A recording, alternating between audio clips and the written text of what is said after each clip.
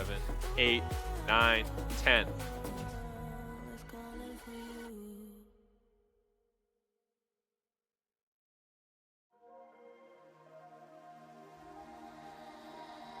Driving through the New York rain, roll down my window and let the rain in. You call me by my name, too late to turn home. We chase the night away. Come along, come along, come along, come away. Let's dance to whatever, something to remember. Come along, come along, come along, come away. Make me your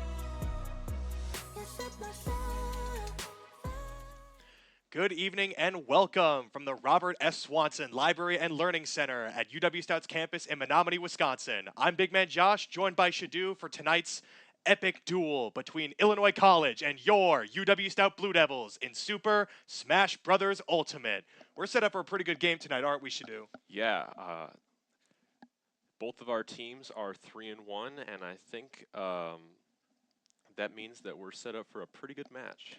Yep, that is correct. Both teams are 3-1 heading into tonight's game. Both teams losing to Michigan Tech. Stout losing to Michigan Tech last week in a close 1-2 loss, but also without Ethan Weave, who will be starting tonight for the UW-Stout Blue Devils. Both teams guaranteed to be in an upcoming land in Mankato and mostly fighting for seeding tonight. An epic battle for trying to get better seeding in that land. What do we think we're going to see out of tonight? We got to go in with a kind of game plan that we got to establish that we are the better team right away. Yeah, I think sending in a really strong player like Ben or Chase right off the bat will kind of set the tone, and then some of our stronger defensive players like Weef and Sam Student X will be good for helping us keep that lead. Not to mention Urin, the freshman, the Min player also, a really good defensive player. Min able to watch from all over the stage and able to get attacks out there as we see Ben Flying Boy, the senior from Waunakee, Wisconsin, helping out and setting up for Ethan Hirschberger, Ethan Weef, the senior from Edwardsville, Illinois, who will be starting for the Blue Devils tonight. It's going to be a great matchup here as we get started and set up. Just really looking forward to getting back into the swing of things here and just really looking forward to a dominant win. That is what we need right now to set ourselves up good for the land coming up here in Mankato, Minnesota, as we get ready for Illinois College to take on here momentarily.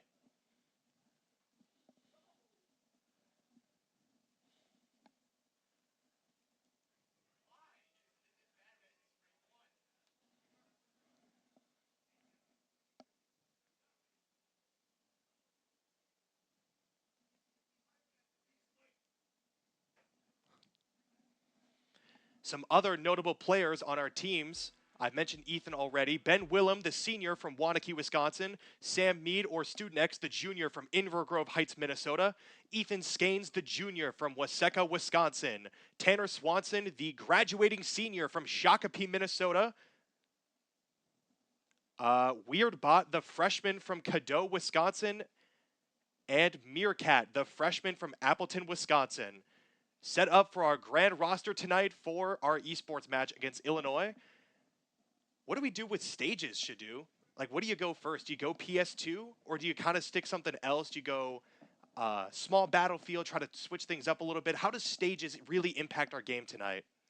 Well, I think for a starter stage, it's probably fair just to stick to something like Small Battlefield or PS2, or perhaps Battlefield, something more neutral, and counterpick as they send in team members.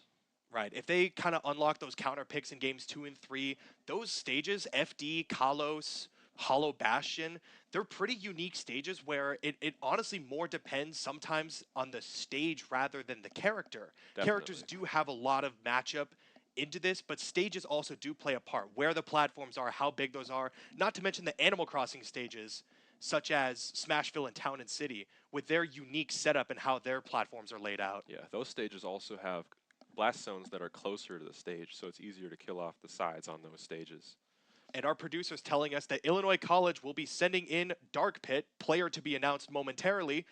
How does that fare against WeFit? I mean, we've seen Weef play a really dominant game so far this season, but WeFit, Dark Pit, I mean, they're both pretty projectile-focused characters. Dark Pit having a lot more upfront melee options with side B and other things of sorts. So how do you think Weave kind of manages a also projectile heavy character with a melee option?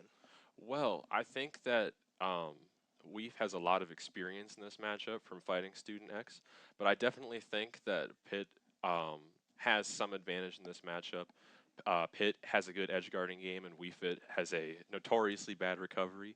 And Pitt also has the orbiters, which reflect projectiles back, and those projectiles are a big part of Weefit's game plan. Even when Weefit gets deep breathing activated, her Salute the Sun and her volleyball attacks are both really, really important for her defensive game plan.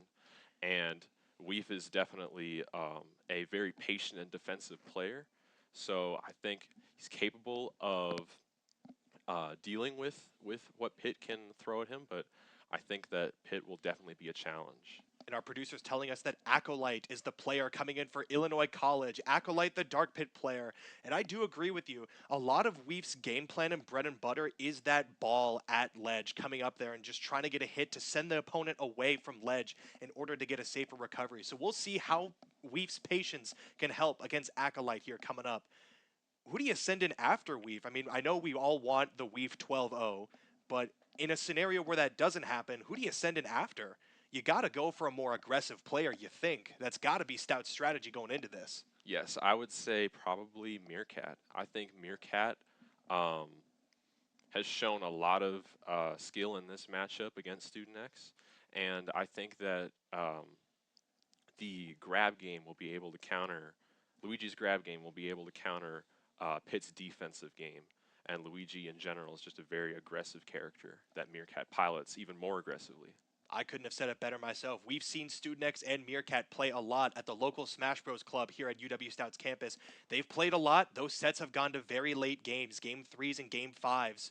So we'll see here what's happening as we get right into the game, right to the All action. right. Here we go. The first game of UW-Stout versus Illinois College.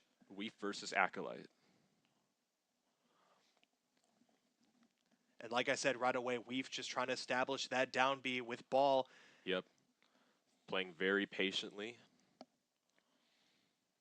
Both players seem to be playing very patiently. This is going to be a projectile-heavy game, so Very do not projectile expect a heavy. lot of rush-ups. Deep breathing is online. And what a Very good dangerous. edge block. And Weef Fantastic already from with a Weef. stock lead. Yeah, this is what WeFit wants. To get that deep breathing online, get those early kills, and then get your defensive game plan set up. As soon as you establish a lead like this, Weef already laughing Acolyte and just playing that really smart game. Smart, cold, calculated, Fantastic edge not guard. able to tech, and already a 2-stock lead for Weef and your Blue Devils. This is just exactly the game plan that Stout wanted going into this. Establish a lead early, keep your main gunner here, and just send the message, hey, we're 3-1, but we're still having fun. We're still a powerhouse in this conference and heading into this land in Mankato, Minnesota. Absolutely. Weef playing patient, but also showing absolutely no fear. It's all calculated. It's all just going down in Weef's brain. Every move with pure precision. Oh, able to get that recovery, though. This is the tricky part about Pitt. Pitt can recover from almost anywhere on the stage. One of the best recoveries in the game. Especially with more than 2 jumps Pitt having. Also, An invincible up B. We've able to get ball out, and that's Fantastic. going to do it. Not a stock lost for the junior from Edwardsville, Illinois. And that's really important in these crew battles because not only is it important to keep your stocks for yourself, but you also want to have that in reserve for your later teammates. Of course. Yeah, you always just want to have those stocks on reserve. Going in with a stock deficit into a game can honestly make or break that game if you're not able to kind of clean that up really quick, especially being down 1-3 right away from the get-go. So it's really good that Weef was able to get this win without losing a stock.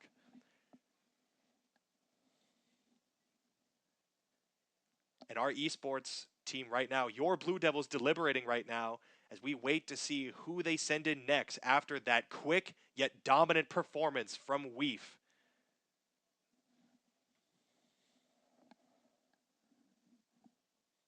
Smashville seems to be the stage that they're going with right now. Lorekeeper the Mewtwo is who Illinois College is sending in next. Mewtwo and Weefit is such an interesting matchup because they're both really floaty characters, unlike Darkpit. Darkpit's more of a midweight kind of character, so it'll be interesting to see how these two floaty characters kind of interact with each other. Mewtwo is definitely a character where he has a lot of range, but sometimes that range can work against him because while his tail does have a big hitbox, it also has a big hurt box, and Weef is definitely one of the players that's capable of taking advantage of that. I'm looking forward to seeing Weef take advantage of this. It's going to be such an interesting matchup to see how Weef can use the tail extension and also just Mewtwo's floatiness and other projectiles. to Weef's advantage. A lot of projectile characters coming in. You think they game plan for this? Um, it's possible. I think it really comes down to understanding the strengths of their players and sending in the players that they think will suit the situation best. Sometimes they game plan, but sometimes things go awry and you have to send in something that you didn't quite account for right away. And Hollow Bastion is the stage. Interesting. Hollow Bastion seems like a weird stage for both characters, especially considering that they would want. I'd feel like as a projectile character, you want to have a stage with as little platforms as possible, if I'm correct. Yeah, but Hollow Bastion also has that center platform that kind of funnels the player down two pathways. And that way you can guard one pathway with a projectile and hit the other pathway with something else. Well And I said. think that's the game plan here. And here we go. Lore Keeper and Weef as we head into the second matchup tonight for Game 1. Is it going to be another 3-stock, or is Lore Keeper going to be too much for Weef? We'll have to see right here. I mean, we thought Acolyte was going to put up a, like, it seemed late there that Acolyte was going to be able to take a stock, but not able to do so, as so far, Lore Keeper getting some early hits on here, and a shield break. The footstool down B. Wow. That's some tricky movement. Lore Keeper with a slight early percentage lead. Pretty even so far. We're seeing a lot more aggression, almost Yes. a lot more toe-to-toe from Lore Keeper than we did Acolyte. Ooh, the footstool in return. Good footstool from Weef. Looks like Lore, yeah, right there, Lore Keeper's using that reflector a lot. He's looking for those opportunities where he can punish Weef with the projectiles. Lore Keeper batting away the ball at ledge. One of Weef's bread and butter ledge recoveries. Ooh, and a great neutral B as Weef lands. And Mewtwo has a very deadly grab game, so. What a great up throw from Lore Keeper to take Stout's first stock here in this first game. Weef, though, still able to get some hits going, still able to maintain 64%. I mean, that could be kill percent depending on the move here. And a great parry from Especially Weef. with deep breathing. I'm starting to see now, you can see Hollow Bastion, the platform. Wow. And what an a incredible spike from Weef to even it up. You can see with the small platform on Hollow Bastion, some of Mewtwo's moves like back air and nair, they cover like half of that platform. So it makes it really simple for Mewtwo to approach Weef it. Yeah, a pretty even game right now, all things considered. Weef with a roll out, still able to get hit, and the ball being reflected back. Weef it has deep breathing online. That can be very deadly. Oh, but now it's gone. Lore Keeper able to reflect ball off stage, able to recover now. Weef tries to fake Lore Keeper out with the ball, but it doesn't work.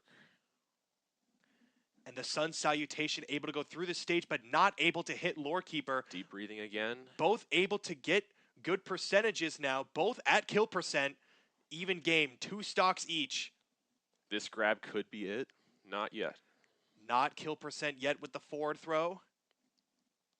Weef able to you gotta dodge. be really careful that you're not falling for these ledge traps, especially that neutral B.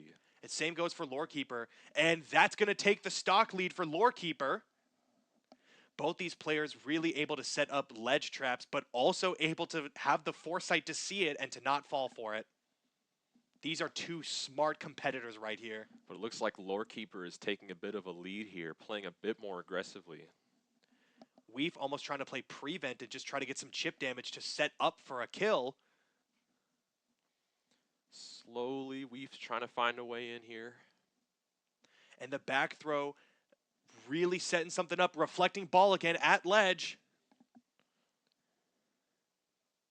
And a good forward throw from Weef, but the ball is going to miss. And a deep, deep breathing online now. Let's see what Weef can do with this. Lore Keeper is playing so well, so defensively. I think that Weef's game plan at this point is just find any way to take that stock. Yeah, taking the last stock is priority number 1. Winning the game has to come after that. Got to see the bigger picture here. And what Great a job for Weef way not to falling dodge for it. that. Lost for words right now. Ball not able to hit Mewtwo, just barely hitting the ledge. And the up throw, that's going to do it. And Weave Wow. is down. Still able to get that stock, unable to take the second, though, from Lorekeeper, as Stout is down their first player. Wow. Lorekeeper played an insane defensive game that match, but also later into that match, a little offensive as well. Very smartly using uh, that center platform to cover his approach options and make it more difficult for Weave to do anything in return. And Student X coming in on Pit, not Dark Pit this time, the junior from Invergrove Heights, Minnesota. So it'll be Pit versus Mewtwo, Student X Lorekeeper heading into the second players rather, for game 1 here against Illinois College. I didn't quite catch the stage, however, so we'll figure that out momentarily. This should be an interesting pick. I think Mewtwo was doing a lot of defensive outranging on Weave, but Student X equally as defensively capable, but also has the disjoint of Pit's attacks and also projectiles. So perhaps the game plan here is more of the same, but with the disjoints of Pit to help close that range gap. I agree with that 100%. I think Weave tried to play a good offensive game, but Weave it just is not good in that close range sort of battles. Mewtwo able to have some ways to gain chip damage close up, but also being able to get projectiles, and I think that's just what did it for Weave, not being able to do anything once Mewtwo started rush down. Right, and when we've tried to use things like ball to ledge trap, Lorekeeper could just use the reflect to get that stuff out of the way, make it a non-issue. Pokemon Stadium 2 is the stage, I'm being told. Interesting matchup. Pokemon Stadium 2 is such a classic stage for competitive Smash. It's honestly, I don't want to say it's like overused, but I see it a lot in competitive play. It's the classic. It's a very neutral stage, two platforms, just a nice like starter pick for a Really puts lot a of lot more on the matches. players as we get into it. Student X Lorekeeper, as Lorekeeper takes one stock from the last match. One of the scary things about this stage, though, is the lower ceiling. With Mewtwo's up throw being a kill move, that could be a little dangerous for Student X. We'll have to see how Student X fares against that dangerous up throw, as we see a back throw right off the bat to gain some chip damage.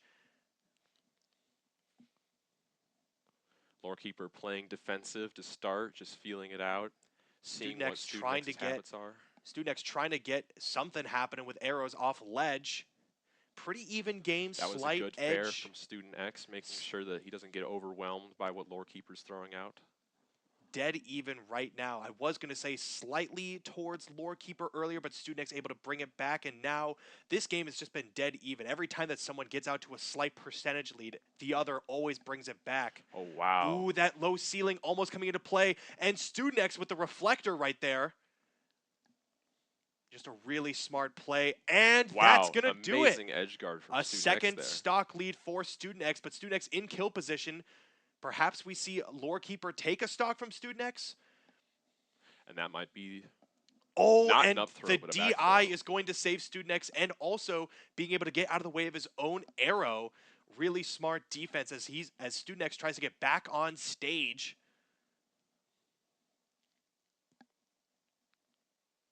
And that's going to kill. That's the up throw like we said in between. Exactly.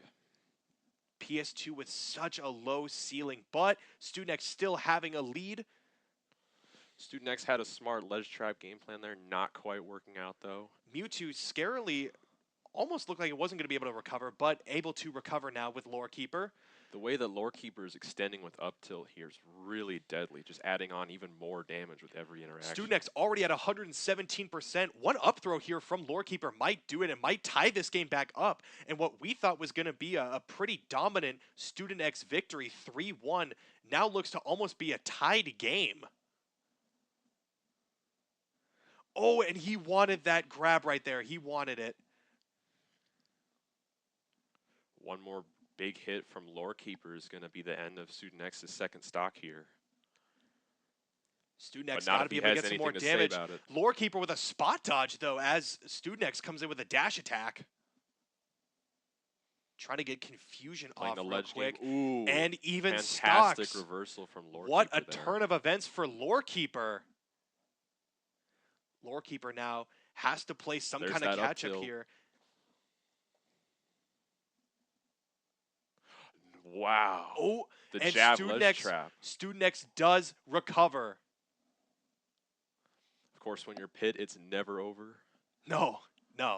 Student X is one of those characters, Pit, Dark Pit, kind of like Sora almost, Great just able to use of the recover from orbiters anywhere. there. That might be the first time I've seen the orbiters used that way the whole match. And this is dead even right now. Both players, if they get a good down air from Student X, both players, if they can just get one strand of good moves off, that could be the decider right here. And Lore Keeper Definitely. under the stage, able to get back up. It's anyone's game here. Nearly even percents. Forward throw. The forward throw not able to do it. Student X able to reflect. Student X needs to be smash not very gonna work. careful on ledge there. One wrong move could be it. This is the part where patience really comes into it. Like we were talking about with Weef, patience really comes into this. Lore Keeper wants that up throw, and Ooh, that's the going to do forward it. Lore Keeper, originally down a stock, has now taken out 2 Stout players. Wow. What a turn of events for Illinois College. What a turnaround, and honestly breathing some life back into Illinois College. What we thought was going to be a really decisive victory from Stout, the Weef with the 3-0 going into Lore Keeper, and then Student X coming in. I'm shocked that what a turnaround for Illinois College. Absolutely. And Lore Keeper was showing a lot of prowess in both of those matchups. You could see when Pit came out, he started using that side B into up tilt tech to rack on even more damage.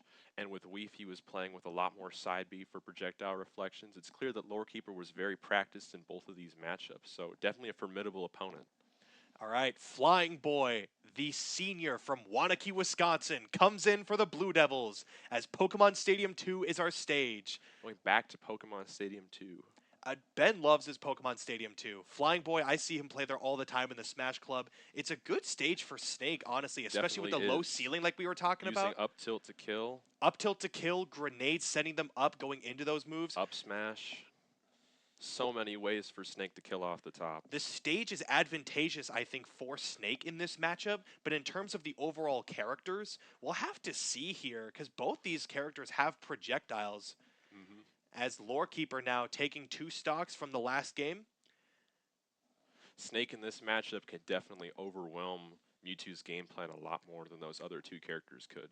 But Lore Keeper has been able to come back from advantages. Lore Keeper could be able to take 1-2 stocks from Flying Boy and make a significant dent into Stout's hopes to get a better seed for the Land Mankato. Certainly. Lore Keeper has shown that he's absolutely not shaken by anything that we've thrown at him so far. The stocks remaining are 6-7, and this just goes to show that this is what happens when 2 powerhouse schools, both 3-1 teams, play each other on one of the biggest stages in the esports conference. Definitely. Lore Keeper with an early percentage lead right now. Ben trying to get something to happen, try to make something happen to get back into the swing of things. Some down tilts. Lore Keeper's not letting Ben set up. And Ooh, confusion, and that's going to be a stock taken by Lore Keeper. Flying Boy now down a Fantastic. stock. Flying Boy's trying to set up his grenade game plan, setting up all of his little traps on the stage, but last stock, Lore Keeper wasn't letting him do any of that. But now it looks like it's starting to happen, racking on the damage here. And this is exactly the kind of stuff that we saw from Lore Keeper against Student X. What seemed to be in an advantageous state for the Blue Devils now turns to, you just hope that Ben can finish it out right here, right now, and not take any more damage and kind of stop the bleeding. Definitely. A back throw off there to send Flying Boy flying. Projectile play is the name of the game here between these 2 schools. Wii Fit, Pit, Mewtwo, a lot of projectile characters, and what looked to be another stock taken from Lore Keeper, Ben with an amazing DI right there. The reflector on grenade sends both people flying. What a close game. And that could back be the throw, stock. I'm But great DI again. Lorekeeper choosing not to use up throw, Oh, and but the the neutral B going to go hesitation through the from stage Flying to Boy. tie this game up. Can Lorekeeper, Oh, but the up air. and as I say it, Lorekeeper is now out. Wow. What I was going to say before that was, could Lorekeeper take out 3 of our Stout players right now? Lorekeeper on a legacy tear right there, getting rid of Definitely. Weef, Student X, and 2 of 3 Flying Boy stocks. But thankfully, Flying Boy getting that up air just in time. Yeah, what an incredible up air to really stop the bleeding from the Blue Devils and keep us back in the game. 4 stocks left for the Blue Devils, 1 of Flying Boy and 3 from whoever they decide to send in next.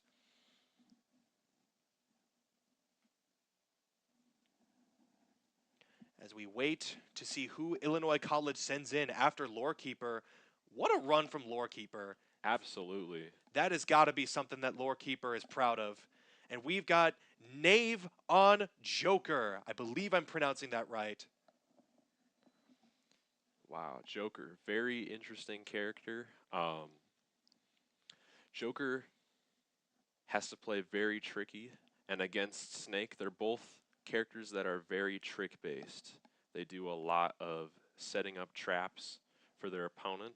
Snake sets up a lot more projectile traps. Joker sets up a lot more bait and switch kind of punishes.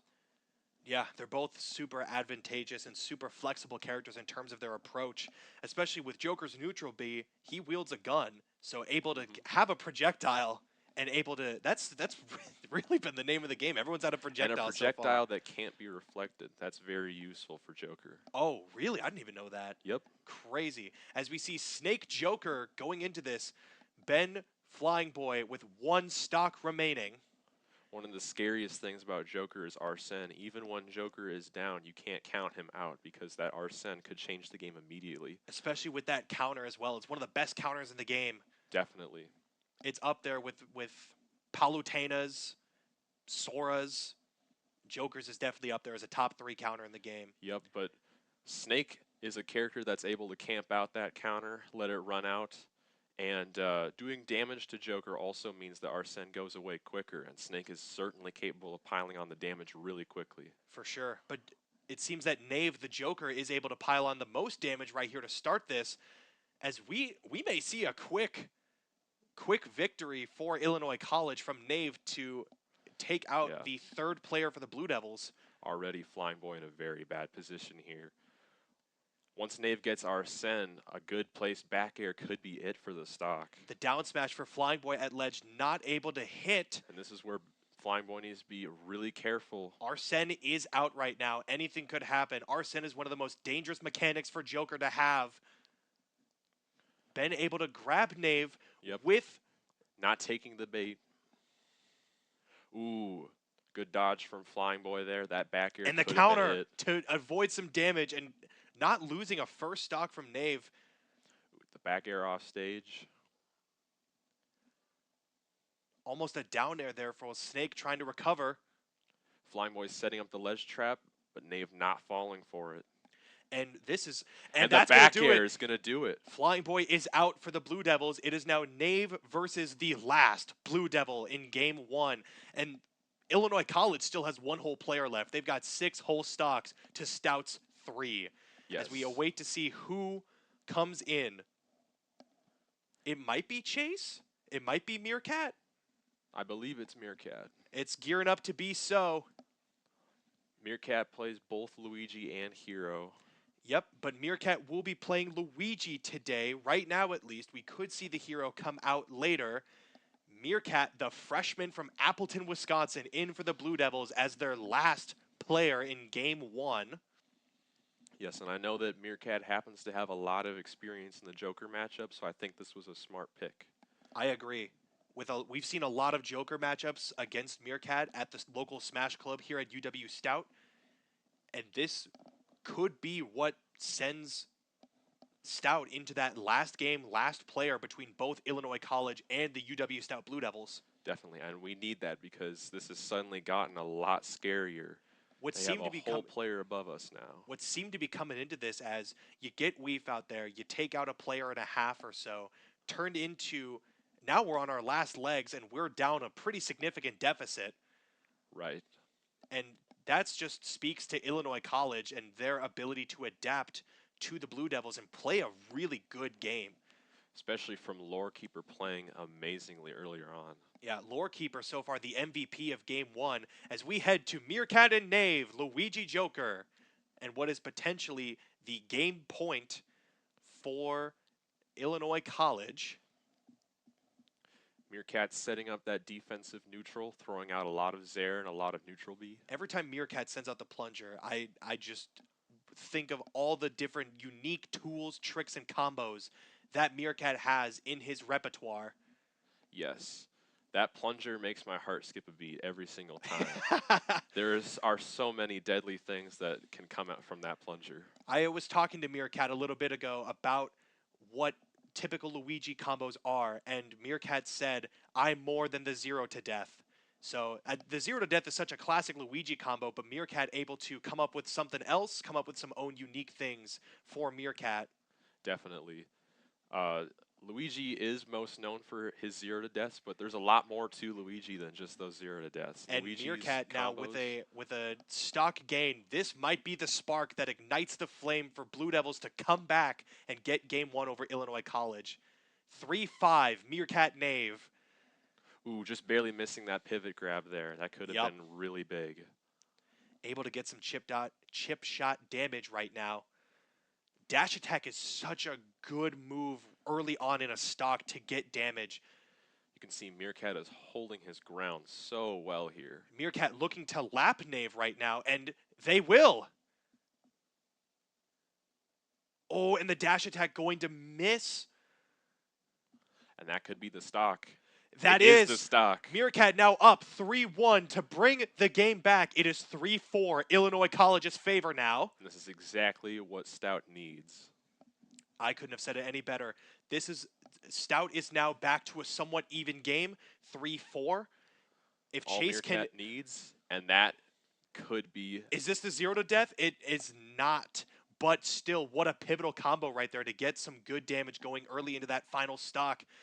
And this is exactly what we said. Are very dangerous. This is exactly what we said in between the games. A pivotal game right now. And the counter missing in a pivotal Great game job. to come back for the Blue Devils. Oh, but Joker's recovery with Arsene just that good. Still able to make Is it back Chase to stage. Meerkat Ooh, and the down smash. not quite able to get that sweep, but Joker in kill percentage. The pivot grab missing. One more good read from Meerkat could be the stock. Ooh, that was almost it, but not And quite. almost a sense of urgency from Meerkat to get this stock out and just get on to the next player. And that'll that's do good. it! The last player for Illinois College versus Meerkat. 2-3. Fantastic stuff from Meerkat there. And yeah, exactly. What a game from Meerkat to get the Blue Devils back into a much winnable position at only a one stock disadvantage for the Blue Devils, and what seemed to be a two-player deficit going into this game now is a even footing as we await to see who their final player is. Yeah, and this is definitely the player that you want last because Meerkat was showing that he was not losing his foothold in that game. Every time he had a lead, he pushed even harder. I've seen this time and time again at Blue Devil Smash, the local Smash Club. Pressure just doesn't seem to affect Meerkat. No matter the situation, no matter the down and distance, it doesn't seem to affect Meerkat. Able to stay stone cold and locked in. Absolutely. Meerkat knows what needs to be done. The stakes, honestly, right now, a pivotal game one to set yourself up for an advantage right now, as the last thing that the Blue Devils want in this pivotal matchup is to be down 0-1 going into game two. You want to get this game one win to set yourself up nice. Definitely. As we await the call to see who will come in for the Blue Devils.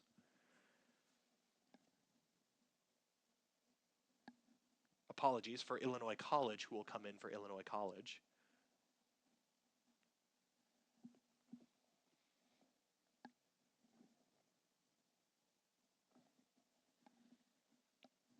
what do you do for stages here? I mean, at this point, do you go for a neutral stage and hope that you can outplay them? Do you try to go for something gimmicky like Smashville or Town and City? I think a stage with a high ceiling, Luigi can infamously kill off the top extremely early. And I think what Illinois College wants is a stage that's going to kind of skew things away from Luigi's strengths here. I can agree with that 100%. I thought we were going to be getting the call here, but nope, not quite yet, as we still await Illinois College's final player. And again, it'll be interesting to see the lineup for game two. Do you start with Lorekeeper? Do you keep Lorekeeper till the end? I mean, Lorekeeper is able to nearly take out 3 stout players. Yeah, Lorekeeper was definitely such a strong player, but I question whether they would want to put him at the end because it could end up in a situation where the other 3 players go out a little too quickly, and then Lorekeeper is left having to clean up a little too many players in the end. So maybe they want to put Lorekeeper out a little quicker this time. Right. I mean, how quicker from second than the beginning? Uh, so who knows what they do, and what do the Blue Devils do going into game two? Do you start Weef again? Obviously you got to keep Meerkat as the closer. I mean, look at what Meerkat's able to do right now. Get the Blue Right. Devils back to a winnable state, really, from what seemed to be a pretty good deficit. And also, you do have Ivysaur, Weirdbot, and T-Boy sitting in the reserves right now, waiting to be played. Do you play any of those guys going into this too, after seeing the matchups? Yeah, absolutely. I mean, I especially do think Weef did have a great showing in that first match, though, against that first player. I think Weef is a very strong starter pick, so it might just be worth it to keep having him as the first one. yeah, I mean, don't even knock out T-Boy or Weirdbot with their characters and such weird kind of, I don't want to say gimmicks that they have, but Min Min with such a big disjoint with the 2 arms, and Steve with the minecart and blocks and being able to do a bunch of crazy things with those assets. So don't knock out seeing any of those players as well in game two and try to Right. switch things up a little bit. So as we wait to see what's Having going on that, with Illinois College, our producers are telling us they might be trying to play an incorrect player, so we'll see what's going on with Illinois College here momentarily.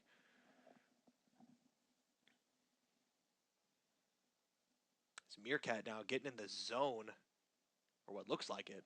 hmm very focused.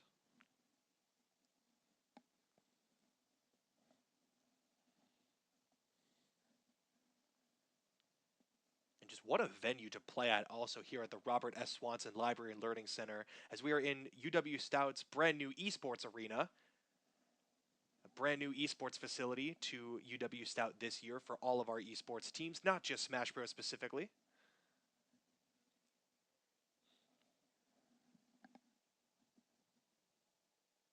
Small battlefield seems to be the stage going into the final game.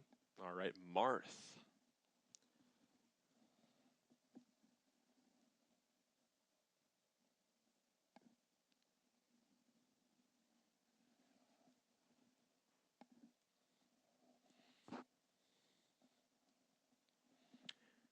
Marth going into Luigi. That's actually really honestly a smart pick with Marth's tipper mechanic and forcing Marth to space out Luigi. Luigi's a lot of bread and butter is getting up close and being a rushdown character. Absolutely. One of the archetypes that Luigi struggles with the most is sword fighters because it's so difficult for Luigi to get in on a character that has such a uh, such a range advantage with all of his attacks. And yep, that is correct. We will see Marth playing against Meerkat. Tag to be determined. We weren't given the tag yet from our producers, so we'll have that for you momentarily. As Marth now trying to get some tippers right here, able to do so and get some chip shot damage real quick. Yes, the Marth playing very carefully on these platforms here. And a good parry from Marth also.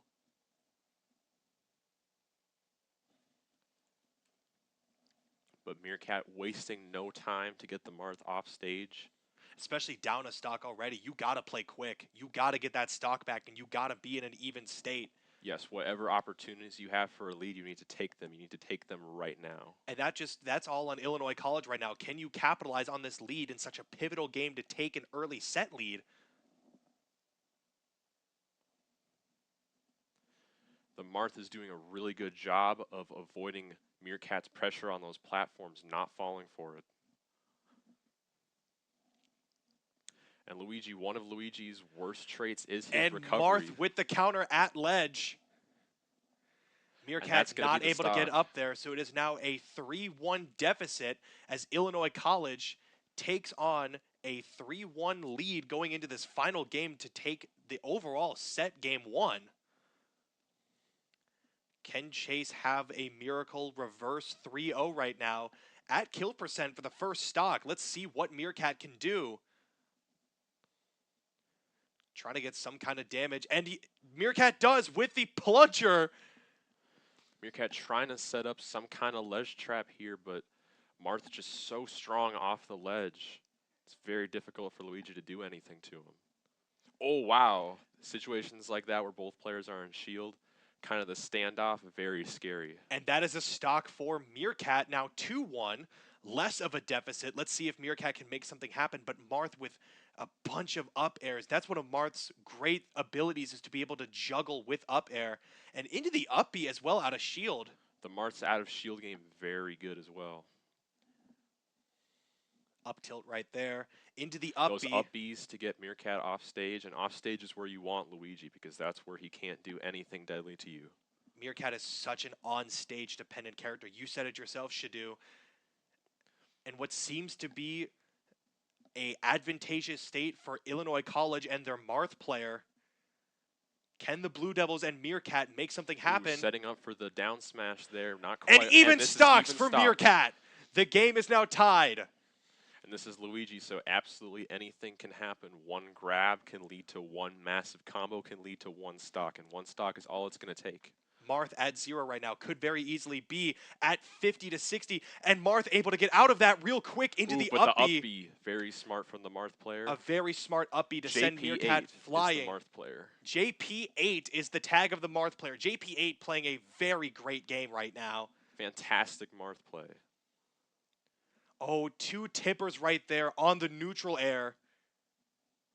Meerkat needs to be extremely careful on the ledge here. And that up B is not what Meerkat wanted. Could this be it for the Blue Devils? No, Not yet. Meerkat able to recover. Fantastic recovery from Meerkat. And this is just all around an exemplary play from both players. But the and up the air's up gonna do air it. is going to do it. Illinois College takes game 1 in what seemed to be a closer than needed victory. Absolute nail biter of a match there. Going into 6-3 and coming out of it with a 1-0 victory, you got to think to yourself, that's not the way you wanted to win, but Illinois College, glad that they got the win. It's not the best way to do it. Lorekeeper taking out nearly 3 stout players, going into Nave, and being able to just not really stop Meerkat at all. Meerkat able to bend and bend Illinois College, but not break. Yes. But Stout did manage to bring Illinois College to their last stock. This is certainly not an over match by any means. That just goes to show the powerhouse schools of University of Wisconsin-Stout and Illinois College. 2 3-1 teams fighting for higher seeding at a LAN tournament coming up later in Mankato, Minnesota. These are 2 powerhouse schools. We can clearly see that right now.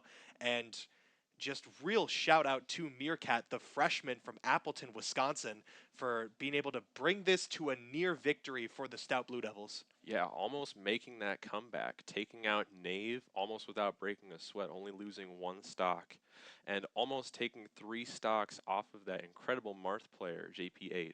As our UW-Stout Blue Devils reset going into game 2, we head to a break. We'll be back in a minute.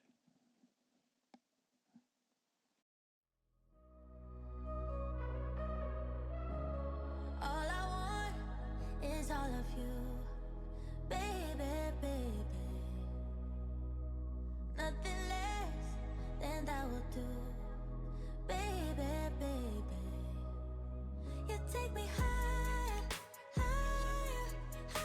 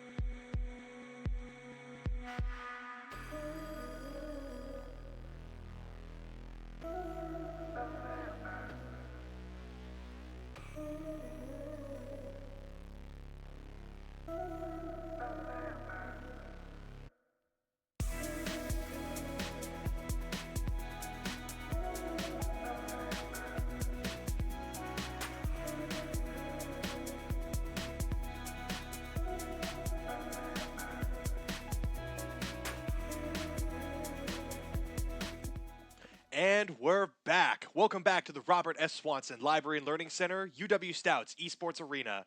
Shadu, we were talking a lot about what happened there during the break, and the big thing is that this game is not over for the Blue Devils. Certainly not. That Both last game was last game, last stock, and Meerkat was making moves. both schools 3-1 powerhouses in this conference, and it went down to the last stock, last hit for the Blue Devils and Illinois College. Right away, we already know that Weef's going in for the Blue Devils to start. And let's see who they bring in. Do they bring in Lorekeeper or somebody else? JP8 was playing well against Meerkat in the final battle of this game. Absolutely. So Illinois College has a pretty good roster of people.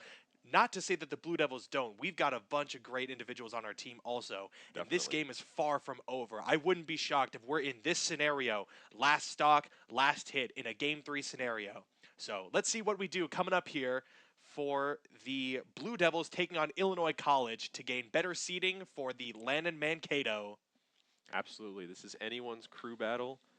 Both teams showed off they have lots of strong players. Lorekeeper on Illinois College was doing a lot of crazy things with Mewtwo.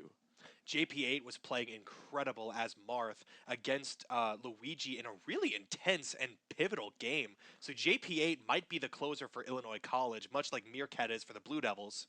Absolutely. That Marth was playing an incredible defensive game plan, not falling for any of Meerkat's pressure on those platforms. Right, and as we await the call from our producers to see who Illinois College is sending in, we've had an incredible start against Illinois College in the beginning of this, and then ultimately Lorekeeper comes in and just tears up the Blue Devils, taking out Weef, taking out Studnex, and almost taking out Flying Boy, getting Flying Boy down to his last stock. So who knows what they might do going into this. Pyramithra Kitsune is going to be who the Illinois College team sends in. Very interesting. Pyron Mithra are an extremely deadly character, but their big weakness is their recovery. And Weef is certainly capable of using things like Ball and Salute the Sun to exploit that recovery. Yeah, we saw a lot of stage hits, spikes from Weef. We'll definitely have to see a lot of that going into this game, especially with Weef's cold and calculated patient play style as we go into this first set of the Blue Devils and Illinois College Game 2 to try and take it back to a Game 3 scenario. The Blue Devils now in a disadvantageous state now. So let's see what happens here. The stage is Pokemon Stadium 2, I'm being told. So a very neutral stage, but that might benefit Weef due to the ability of just being able to throw Pyramithra around. Yeah, and also deep breathing is going to allow for a lot of early kills. PS2 has those close blast zones close to the stage, and having deep breathing for those early kills is going to counteract Pyra's ability to also have early kills. Well said. And the Blue Devils right now just need to forget about Game 1. This is a new game, 12-12, even stocks right now. And Weef already, like we said, patient, calculated, and just getting a ton of strong hits right now and taking a pretty early advantage lead. Yeah, absolutely. Ooh, bit of a miscalculation perhaps on that side B there. Yeah, that side B coming out of nowhere seeming pretty ill-timed from Kitsune and Illinois College. And right now, deep breathing online, that's going to do it. And this is what Weef Fantastic does. stock from Weef. This is what Weef does. Dominates early from the front and tries to get Stout in a pretty advantageous situation from the get-go. Let's see if Weef can keep it up going into the second and third stocks of Illinois College and Kitsune. Absolutely, and when you have a lead against Pyra and Mithra, you want to keep that lead because Pyra and Mithra have incredible neutral game, and you do not want to let them reversal you because that can get really bad really quickly. Weef with ball at ledge to take away Mithra's side B. And this is kill percent for Weef. Pyra's moves are very, very deadly. We've seen the smaller roof, the smaller ceiling blast zone come into play here. Not so much against Lorekeeper, oddly enough, with Mewtwo favoring up throw. But we'll have to see. Wow, and the snipe from Ball Weef. is going to kill there. And once again, Weef taking an advantageous lead without dropping a stock. Exactly the game plan for the Blue Devils and what they needed going into this. Deep breathing is out. It's gone now, but Weef still with the lead here, playing perfectly. Has a Sun Salutation charged up This is and exactly ball what you into Sun want. Salutation, but a great air dodge from Kitsune. And the back air is going to do it. And that's it. A clean sweep from Weef. Absolutely.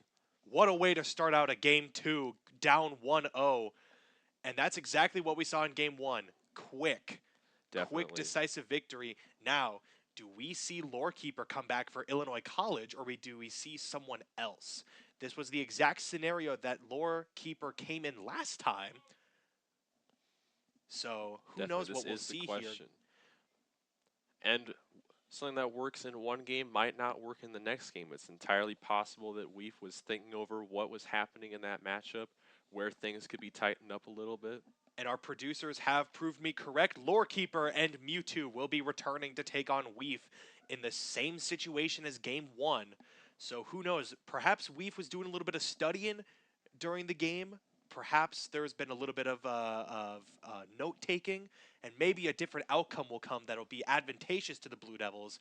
And compared to last time as well, you don't want Lorekeeper to have the run that they had like last time, taken away nearly 8 stocks, almost 9 from the Blue Devils. Right. So we'll have to see here what the stage call is. Do they go PS2? Do they go small battlefield? Or do they go something else like a Kalos almost? Hollow Bastion Hollow is the Bastion. stage call. Once again, it's that small middle platform. It's the way that Mewtwo is able to funnel Weef into his moves and make things more difficult to get around. Mewtwo has such big hitboxes, it's like a giant wall of damage coming straight at you. Right, and we're setting up for a repeat of last time. Weef Lorekeeper, Weef up 12-9. So let's see what happens here. Last time it was a pretty even game all the way through. It was just that Lorekeeper was the one who came out with the elimination of Weef. So we'll have to see what happens here going into this. I think one of the things is definitely that Weef's game plan revolves a lot around the corner, whereas it seems like Lorekeeper is really liking that center platform, staying in center stage, and center stage is very advantageous. It's very hard to push you around when you're hiding out underneath that platform. It's difficult to approach you, get in, and get those combos started. It's definitely an atypical strategy going into a game like this. Typically, you want to have control of midfield rather than being in a corner, but I can also see where it's coming from, being such a projectile character like WeFit, wanting to be in those, I don't want to call them camping situations, but I mean, for lack of a better term, it is camping. Yeah, WeFit definitely needs time to set up their stuff, get some things going, get that deep breathing. And the Reflector Sun Salutation is going to take Weef's first stock. Let's see if Weef can respond with a stock of Lorekeepers. Not able to do that quite yet. The way that Lorekeeper used that combo to also push Weef towards the corner there, get something set up for an edge guard situation. And the Sun Salutation going to collide with the projectile of Mewtwo. You can see the way that when those projectiles collided, it was Lorekeeper who was the one who took center stage immediately. So far, a pretty even game. The only difference is that Lorekeeper's at 3 stocks and Weef is at 2. Yeah, Weef needs to take this stock as soon as possible. It's got to be the mentality going into this, is just get that stock and get back on a level playing field. Stout at an advantageous state, but you don't really want to rely on insurance. Right. We've taken the time to get deep breathing going, and that's the stock. That's going to do it. That's going to be back to an even state, but maybe still a bit of a DI mix up there. Overall advantageous at 11-9. Stout's favor. It might be possible that Weef is starting to figure out what could be tightened up in this matchup right now. Adapting as you go is pivotal in this moment, and that's going to be Weef's second stock to bring it closer, 10-8. Ooh, and the call out there from Lorekeeper, the air dodge in, getting caught. Trying to make something happen from below the stage. Not able to do it, Weef is. Mewtwo's such a floaty character, very difficult to hit from below the Kill platform percent there. for Weef right now for Lorekeeper's second stock. Let's see if Weave can make something happen as trying to get Deep Breathing back online, not able to do it as every time Weave tries it, and Deep Breathing is online right now, able to get a moment to And that themselves to back air do is it going to do it. and back to an even state. This could stop the bleeding. This is already better than game one. Exactly. We've seen a much better outcome in favor of the Blue Devils than to Lorekeeper. Getting rid of Lorekeeper will also better help the next two in line, assuming that it's the same as last time, going Flying Boy and Student X, not in that order. Looks like Weef is maybe getting a handle on this pressure here, figuring out the ways to get in on Mewtwo here. The forward throw not going to be able to do much, but able to get some more damage as Weave trying to just get back into kill percent on this final stock and keep Stout on their first player and That's a get very Illinois dangerous College onto their situation for third. Weef, though. And the DI not going to be able, a super heavy deep Harry. breathe right there. And Ball going to be able to get some time and some Oh, this breathing is room huge back to near for even Weef. percents for Weef and Lorekeeper. And let's see, it could be next hit gets it. That might be it, That though. might be it, and the up throw is going to do it. Lorekeeper has eliminated Weef once again, but to a lesser degree than game one. Absolutely. It's looking like Stout is figuring out what was going on against Lorekeeper earlier and what the antidote might be to the Lorekeeper's strategy. Lorekeeper last time having 3 stocks going in, as Stout setting in Meerkat second with Luigi. Very interesting. We haven't seen this matchup quite yet, so it'll be interesting to see how Luigi takes on Mewtwo and these two extremely dynamic players for both teams. Mewtwo does outrange Luigi, but Mewtwo is also a very big hitbox, which means that Luigi gets to have an absolute field day with his combo game. Yeah, well said. I mean, and also we'll await the stage call to see what happens here. I would say you'd want a higher ceiling against Mewtwo, but Luigi also wants a low ceiling, so maybe something more neutral for this. Pokemon Stadium 2 might be the call. Meerkat currently hovering over that, and yep, that is the call, PS2. So it's weird because on Hollow Bastion, it seems that Lorekeeper wants to go for those up throws, but doesn't favor to do so on PS2. An interesting decision based on the stages, even though PS2 has a lower ceiling. Hollow Bastion might actually have the lowest ceiling of any of the stages. That could play a factor into it. And Lorekeeper taking away 2 stocks as a result of their game against Weef. And still in an advantageous situation, the Blue Devils are, as the taunts are out and the game is on. The game plan here for Meerkat is probably one grab into absolutely anything. And the game plan for Lorekeeper, take a stock, maybe 2, and just try to get out with some damage. And just try to send Absolutely. Meerkat into a pretty uneven state going into the next game. Lorekeeper has an amazing defensive wall, and I think Lorekeeper just wants more of that for this game. Stay in it for as long as possible. Take whatever stocks you can. And it seems like Lorekeeper's going to be able to take a stock right away, unless Meerkat with the recovery. Meerkat's recovery is very solid, though. But the way that Lorekeeper is using these side B into fairs is very, very good. It's a very great way. And there's the up throw on PS2 to take Meerkat's first stock. Finally seen some up throws from Lorekeeper on this to get some kills. Now Meerkat really just got to start thinking, I just got to get some hits on this guy. Definitely. I think this is where Mewtwo's range over Luigi is coming into play here. Mewtwo, 100%, especially with the Wow. tail Very to clip smart through the from ledge right Lorekeeper there. And the confusion, and that'll take Meerkat's second stock. The set is now even at 7-7 for stocks remaining, as what seemed to be a Meerkat get in and get out real quick kind of situation has now turned into you gotta just survive the game and not get eliminated to send Illinois College Right. back in the lead. What I'm seeing here is that Meerkat really wants a grounded game plan here. A lot of those plungers coming out, but Lorekeeper is playing very well in the air, using Mewtwo's floatiness to his advantage. Cyclone comes out, but not able to kill quite yet. as Meerkat runs up into shield and not able to make anything of it. Ooh, the And down the down smash is gonna smash do it. breakdancing to a kill and an elimination for Lorekeeper as UW-Stout and the Blue Devils keep their lead at 7-6. The lead a lot closer now going into Illinois College's third player, but still able to keep Stout on their second. Certainly what we want for this second game. At this point in the first game, Lorekeeper was on a tear. Oh, yeah. And now, stopping what seemed to be the Blue Devils' main problem going into the first game, now we see who they send out going into player number 3.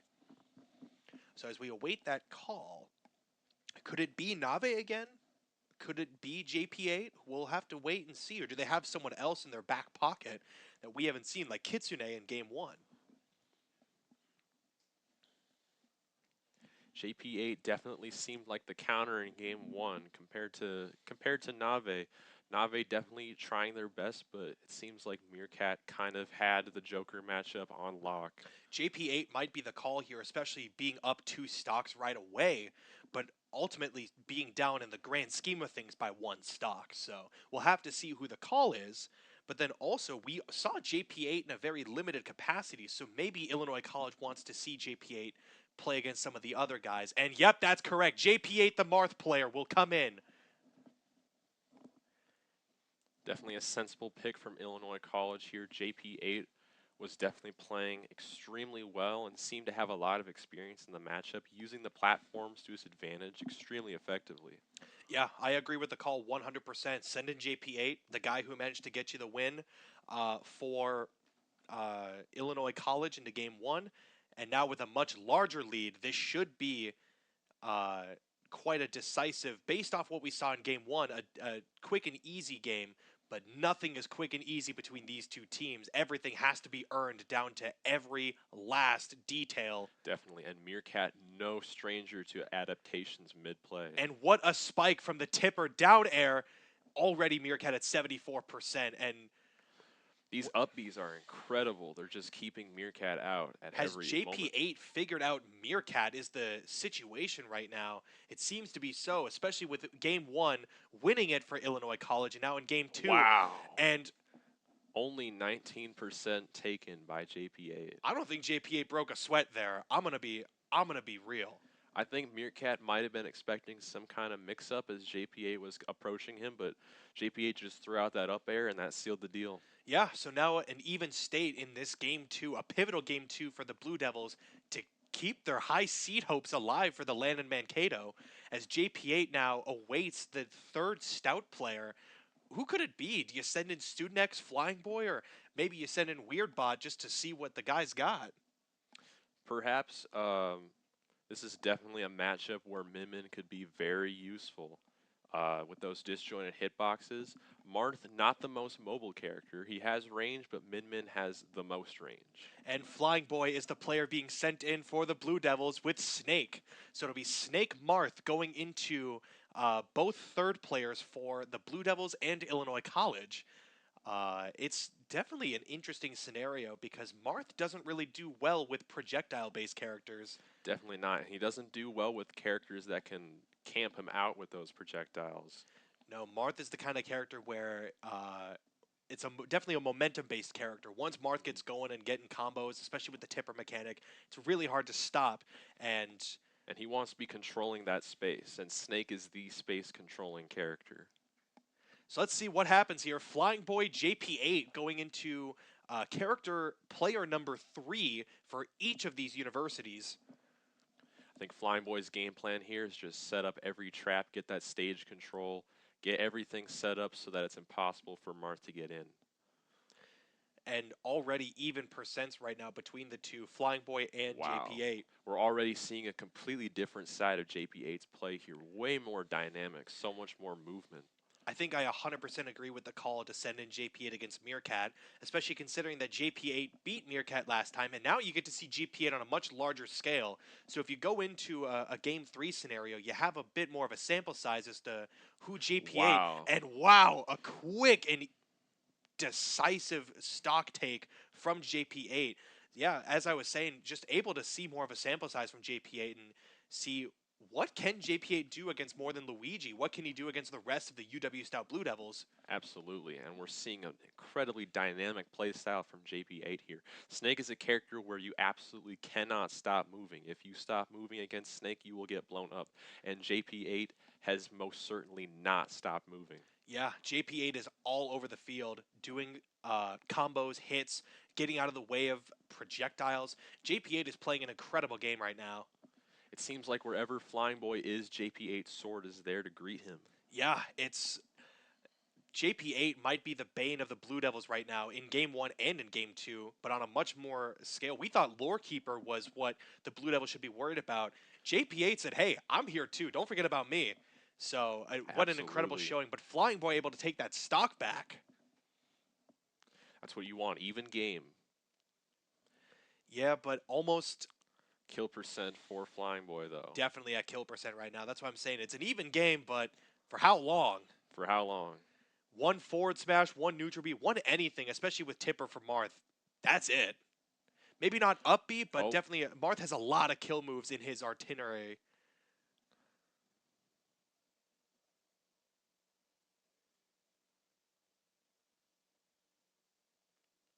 A lot of projectiles being thrown out.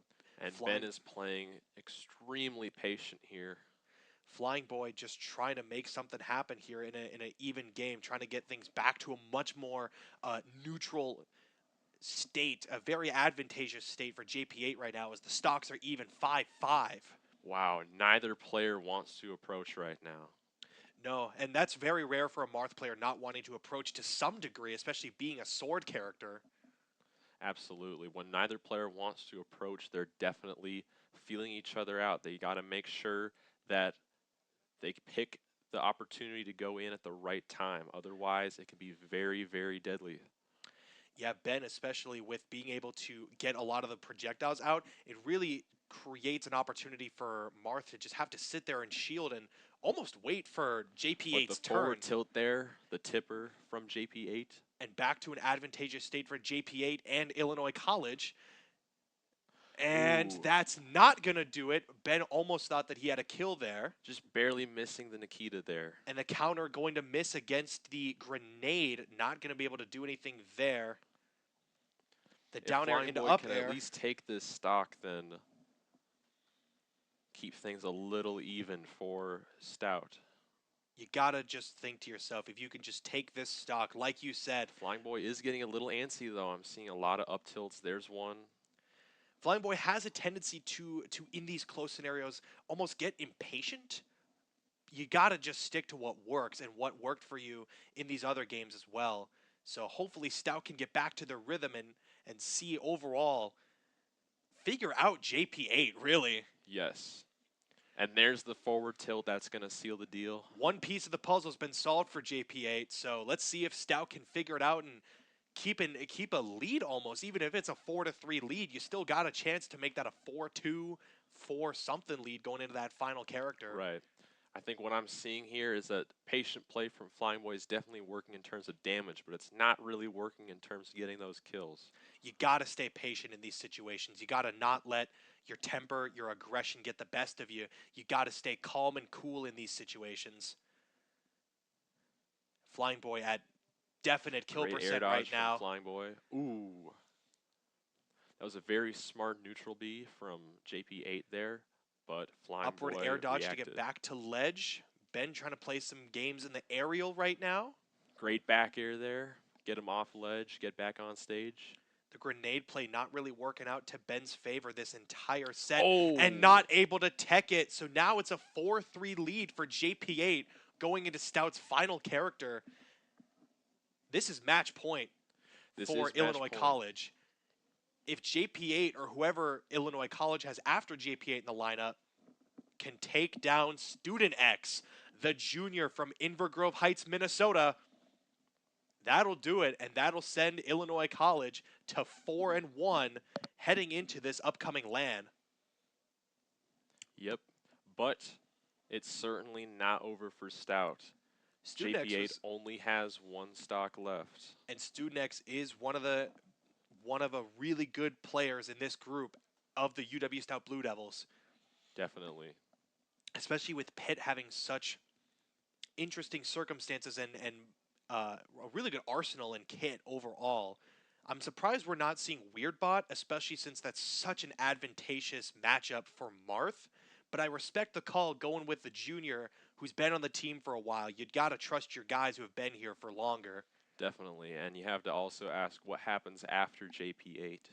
Will Weirdbot be prepared for that? That's a really good point. You gotta do wonder who comes after JP8. Is it Knave?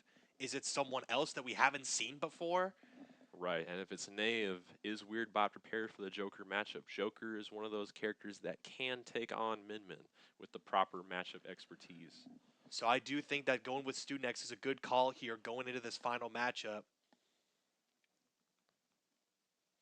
Absolutely. Pit, definitely a character that rewards patient play. He can use his orbiters, kind of just say, get off of me. Can deal with the pressure that JP8 was putting on last game.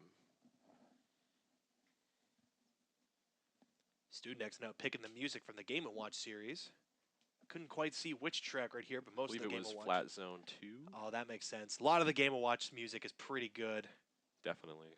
Music plays a huge advantage into getting to that mindset. Although picking music with headphones also. Hmm. All right, let's see this. Student X and JP8. We are at Stout's final player going into the game 2. Illinois College at the last stock for JP8 with another player in the books. Is it Knave? Is it someone we haven't seen before? I hope we get the opportunity to find out. But now we're going. Student X wasting no time at all. He understands we got to get going. He We got to get understands back there's into the no swing of time things. to be wasted.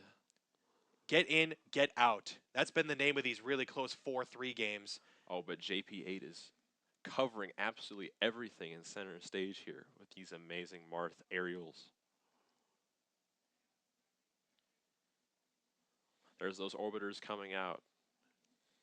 Not able to hit with the neutral B off ledge. Marth able to recover though. I think Sam's getting a feel for JP8's recoveries here, figuring out what the optimal way to edge guard here is. It's even in terms of percentage, but stock wise, Student X has that lead. That arrow not able to hit, Right. and the down Oh. air spike for JP8. When you're Pit, you have to be very careful about how you use that side B because it can be punished, and JP8 shows that he knows how to punish it. Student X now really thinking, I got to get this stock out of here. I got to Definitely. get to Illinois College's last player and get my team in a position where I can hopefully send us to a game 3, Ooh. and that's going to do it. JP8 not able to recover, and now it's a 3-2 situation for Illinois College's last player. It could be Knave, the Joker player we saw earlier. It could be someone we haven't seen before. We await that call coming up here.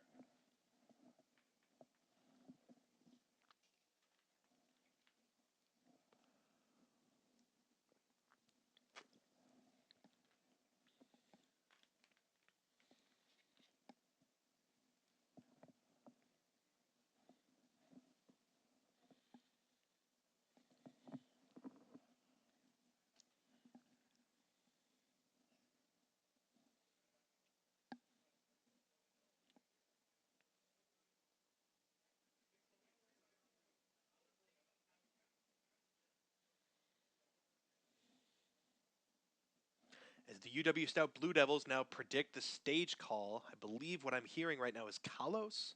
Could be wrong. Kalos, very interesting. Kalos has the highest ceiling. Oh, they are sending in Knave with Joker. That's very interesting. If they're going to Kalos, Kalos has the highest ceiling. Joker with Arsene can kill off the top. We'll have to see what the actual stage call is coming up. I believe I heard Kalos coming from the arena. Battlefield. Let's see what music Sam picks. It's from the Tekken series. Tekken does have a lot of great music. Is it the it's not the Jin Kazama theme from Tekken 3 though. All right. Pit Joker, we've seen this match in game 1. So So let's see right now, what does Nave have? This could be it. This could be it for Illinois College right now. Sam Studnex now fighting to send the Blue Devils into a Game 3 scenario. This is absolutely doable for both people. Taunts are up, and the game is on. Joker is a character that likes to get kills using edge guards, but Pit is one of the most difficult characters in the game to edge guard. Joker's also definitely a character that is a lot of mind tactics. You're going to run up and you're going to think, oh, dash attack, forward air, something. Down B right away to get your Arsene meter up. Right. He likes to punish play that does not have thought put into it. The mindset here for Studnex has got to be take the stock in, like, with nothing on the books and get back to an even state at 2-2 overall. And Joker with Arsene now, that's going to make things a lot more difficult, especially with that counter and that side B. Gotta be careful when Arsene is out. Anything can happen. Ooh, a Nave risky down air, especially into the orbiters. Nave really wanting that down air. Another down air on stage, but none of those down airs are going to connect.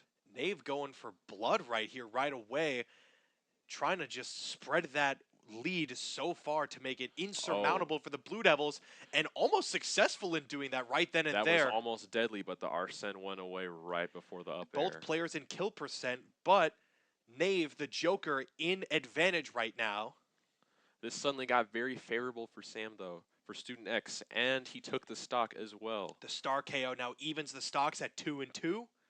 Let's see if Sam is able to get the stocks back, and the percentage is tied. Just barely missing that grab on the tech chase there. Nave landing the back air. Sam now a lot more conservative with the side Bs, as we saw last time. JP8 able to punish. That jab was just in time. Nave was about to throw out that down smash. Oh, and a really good hit there, but not able to stop Nave from recovering. And Sam's offstage game is so smart. And what seems to be both players in kill percent right now, could this be the tide turning that the Blue Devils need to go into Game 3 and tie everything up? And that'll do it. Student X back in the lead, but still at kill percent. So this game, fairly even, microscopic advantage, Student X. Just got to play careful. Joker is not close to Arsene yet. Oh, but that counter. What a down B right there to fill Arsene meter. That is exactly what Nave needed going into 176% Student X. If you're Student X, you just want to get out of the way. You got to wait for that Arsene meter to go down, and then you got to start hitting and getting hits on. Arsene meter nearly finished, and Arsene is gone. Beautiful. This is Sam's time. When Joker doesn't have Arsene, he really struggles in the Pit matchup. He can't land those edge guard kills that he really needs. He struggles killing on stage, and Pit, so good defensively, so good at getting characters off of him. This is exactly, with the down smash. The stocks are now even, but Joker at kill percent. Let's see what Sam can do. Is he able to send the UW-Stout Blue Devils to a Game 3 and able to ultimately keep the Blue Devils in the fight and win to send the Blue Devils to 4-1? Joker at 119% with Arsene. You need to be very careful here. Anything could happen with Arsene. Already 30% over that. 58% up to Student X. Student X now just has to time this out. How much longer will Arsene be out? The Orbiters creating an opportunity to strike for Student X. That is exactly what Sam needs. Scary, and Arsene is gone. Wow. What an advantage right now. This game is even. Can Sam Student X send the UW-Stout Blue Devils to a Game 3? And not quite! Nave able to come back, and a down B to get the Arsene meter halfway filled. Forward throw could kill now from Pit. Can Student X send this to Game 3 for the UW-Stout Blue Devils, or will Nave be able to win it for Illinois College? For that dash attack, but a forward throw could do it as well. Oh, that jab risky. That could have been it right there. Play this carefully, very, very carefully. On the edge of your seats right here. This is to continue the game or send it, and that'll do it. The UW-Stout Blue Devils will move on to Game 3 against Illinois College. Wow, an incredible up smash from Student X there, winning game 2. Wow. That was looking like it could have been a Nave comeback there. Even when Joker doesn't have Arsene, he can be very deadly. He can rack on that damage, and he got Arsene back in that last stock there, and it looked like he was evening things up really quickly. But Sam, Student X, held on to his lead and was not shaken.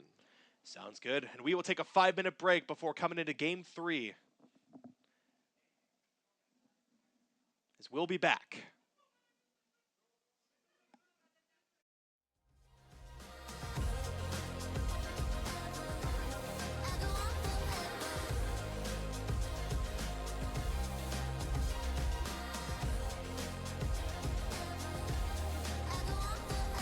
White sheets and coffee stains. Somewhere in Brooklyn, you made me young again. Links turning into chains. Pretend I don't care. One day this all will change. Come along, come along, come away. Let's dance to whatever. Something to remember. Come along, come along, come along, come away. Make me unravel. Forget about the matter.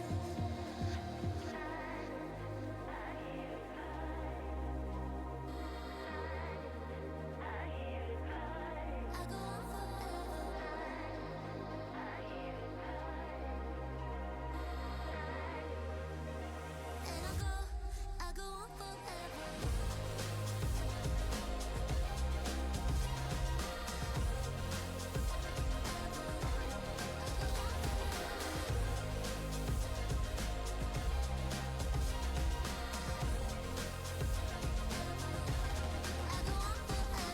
Island, I hear it calling. No more of hiding. And I go on forever, darling. This summer loving, we paint the sky green.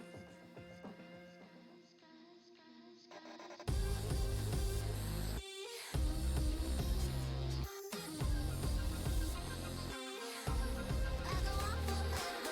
I go on forever.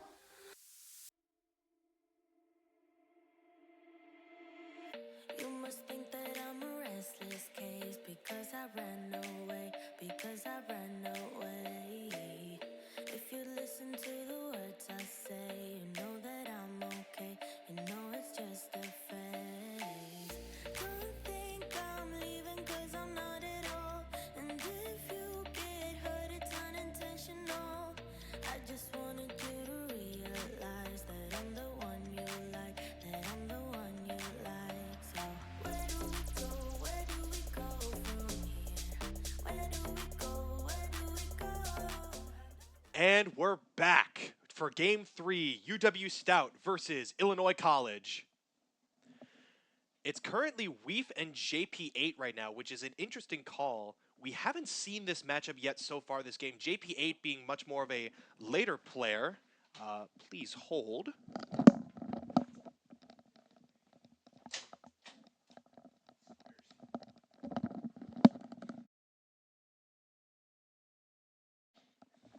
JP8 and Weef going into game 1 is interesting. JP8 so far being the ringer, I'd say, close to lore keeper against Weef.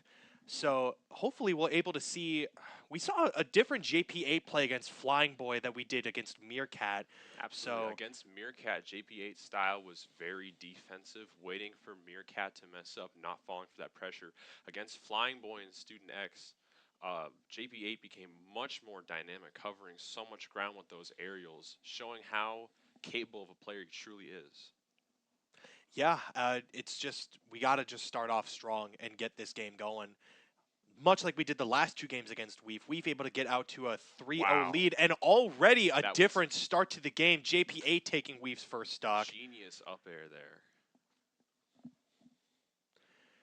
We've now trying to get that stock back.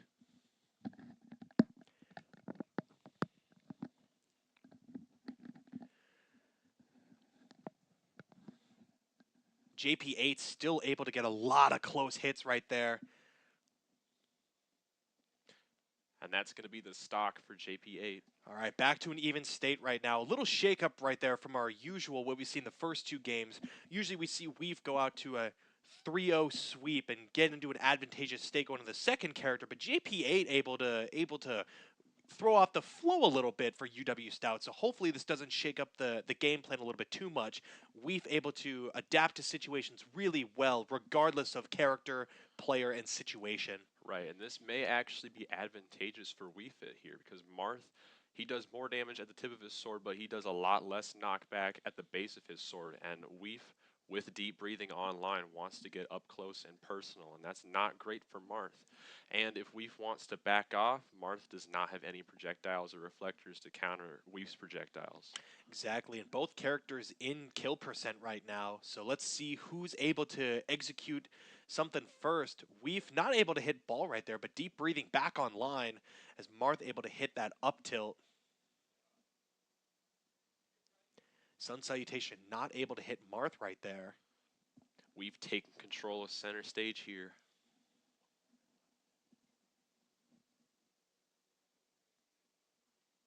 Forward throw to put JP8 off stage. Weave now controlling center stage, which is an oddity from what we've seen so far. Weave loving the edges and playing from the edges. Wow. The Sun Salutation to take the stock. Incredible work right here from Weave, the senior from Edwardsville, Illinois.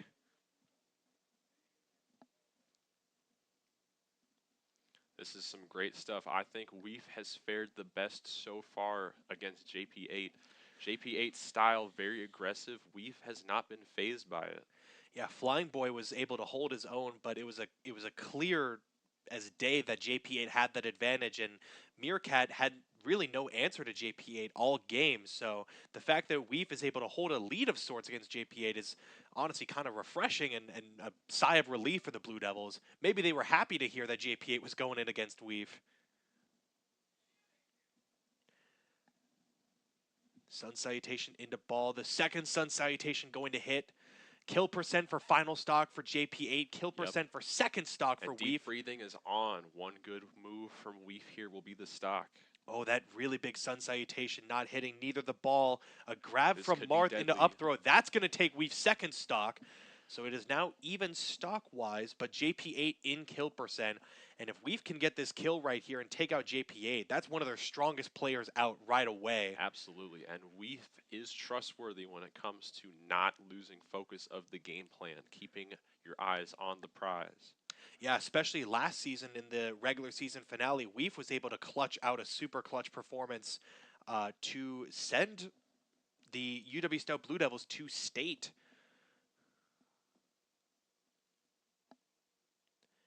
.143 for Marth. Weef just needs a hit, honestly, Any to take it. With And deep not breathing. able to get one. This Marth is playing defense. JP8 is such an incredible player. Weef just going for the raw up smash. Weef's trying to get something here. Some big hit and a huge deep breathing breathing. right there. This could be it. One hit with this deep breathing on, it could be over. And the that'll Sun do it. JP8 is Salutation. out. Weef down 2 stocks. So let's see who they send in. It could be Lorekeeper. We've seen this time and time again where Weef gets out to a lead against them, and Lorekeeper comes in and has taken down Weef several times. So let's see what the call is coming up here for Illinois College. Yeah, Lorekeeper did take out Weef both of the previous 2 times, but that last time they played, Weef did seem to be figuring it out a little bit more. Yeah, so hopefully third time's the charm, you know? And Knave Joker going in second. Let's see what the stage call is now. Interesting call to send in Knave. They must be saving Lorekeeper for later on, hoping that they can get a pretty good streak like they did game 1.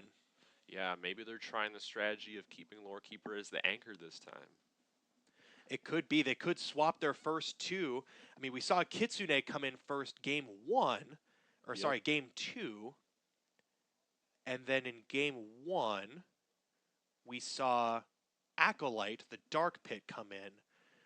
So who knows who we'll see after Knave. It could be Lorekeeper, Kitsune, or Acolyte. But here we go. Weef down 2 stocks. Currently against Knave, the Joker. Joker is a great all-rounder character. Anything that you can throw at Joker, he can respond to it reasonably well. So Weef just needs to play as solid as possible here. And you really go into these like super disadvantaged games and you just think you gotta take a stock and just go from there. Absolutely. One And stock already at at 77%, what a hot start for the Blue Devils. Weef showing no fear. And we said just take a stock. That might just happen. I mean, Weef only at 22%, Knave at 105 now. Joker already off stage, but that recovery very tricky to deal with. Oh, and that throw not going to be able to kill right then and there. But Weef doing a good job of keeping Knave in disadvantage, which is what you want. Right, and Weef now playing again from the corners. We've seen this time and time again, favoring playing from the edge rather than midfield. Ball able to hit now. Sun Salutation charging. Throw not going to be able to do anything as ball comes up. And you can see from their play styles, Weef just feels so comfortable in the position that he's in right now. And Knave is just looking for something, anything to get in here. Weef's got to be thinking right now, what's it going to take to kill Knave right now? What's it going to take? You throw everything at him, and something's got to give. Oh, and If you throw Joker enough now volleyballs at Joker, one of them will eventually hit. Oh, and that down air not going to be able to spike Weef down there. Weef now at 106 in kill percent. If Weef wants that stock that we've been talking about for so long, it's got to happen now. At 180 with Arsene right now, out. Knave does not want to be killed, and that's going to be it. And now you think anything that happens after this, any additional stocks, is just extra credit on the cake. Right. That was great from Weef not falling for that down smash, but that's going to be it. We haven't seen a single tech this game. I don't know if that's because we're online or how just something's going up with the Blue Devils, but teching so far just seems to not be a factor. We've seen tons of stage hits that have just led to instant kills and stocks and eliminations. Could certainly be online. It could be that they're at an untechable percent as well. But sometimes you're in the heat of the moment. You just don't quite put the pieces together in time. All are certainly possible as Meerkat, the freshman from Appleton, Wisconsin, comes in for the Blue Devils and takes on Knave. And we have seen this matchup in games 1 and 2. I believe both times Meerkat coming out on top, so this should be relatively favorable for Meerkat, but who knows what happens. Knave might have been studying in between the games, so... It's entirely possible, but Meerkat showed that he was extremely adept at the Joker matchup, not phased at all when fighting that character. Yeah, we'll have to see what the stage call is here coming up as well. Hollow Bastion is the call. Interesting. We've seen a lot of Weef and Lorekeeper on Hollow Bastion. I don't think we've seen anyone else play on Hollow. Correct me if I'm wrong. I don't believe so. I think that was mainly a Lorekeeper counter pick. It would appear so. The stocks are slightly in Stout's favor. I believe it is 9-8. Yep, that is correct. 9-8 are the stock counts right now. So let's see what Meerkat can do. Definitely, I think Meerkat's goal is just to push that lead even harder. Of course. In game 1, Knave came in with a 6-3 lead against Meerkat and was able to take one of the stocks, but Meerkat ultimately getting the elimination Almost off a 0 Knave. to death there. Almost. And able to get the plunger there, but not able to get the spike off. Off to an early lead for Meerkat, and this was the right call. Absolutely. Is Joker going to be able to recover from this? Meerkat has landed both down airs, but each And with time it was the sour spot. And not with the quite tether gonna kill. recovery, Joker won a few characters to have one. Min another one also with Weirdbot sitting in the reserves. Plunger not going to be able to grab there.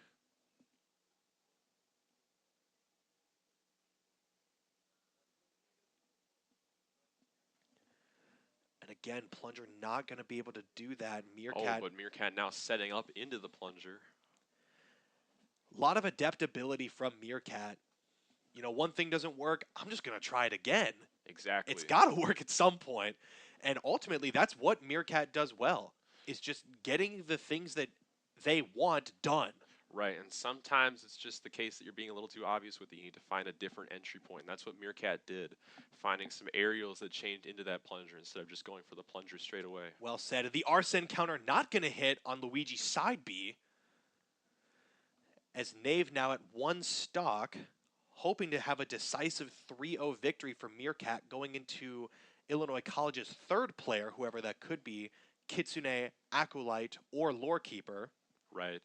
A 3-stock victory for Meerkat here is a massive lead for Stout. And exactly what we need in this pivotal game 3 to get up to 4-1 on the season. That's going to do it. fantastic. That's exactly what the UW-Stout Blue Devils needed on Illinois College. Exactly, A the jab 9-6 forward victory. smash. So now we wait to see who comes in against Luigi. You got to think Lorekeeper at this point. Probably Lorekeeper. Lorekeeper seemed like the best at staying calm under pressure and just performing to the best of their ability. Or they could be thinking, again, to have Lorekeeper as the anchor and potentially send an Acolyte the Dark Pit or Kitsune the Pyramithra. So let's see what the call is here coming up from our producers. It'll especially be interesting to see the stages as Meerkat tending to go PS2. Right. So let's see. Illinois College favoring more Hollow Bastion. Yeah, but if you want any character to have the lead, it's Luigi. Luigi's game plan, play defensive once you get that opening. Start going crazy with your aerials, get those combos, get those early kills.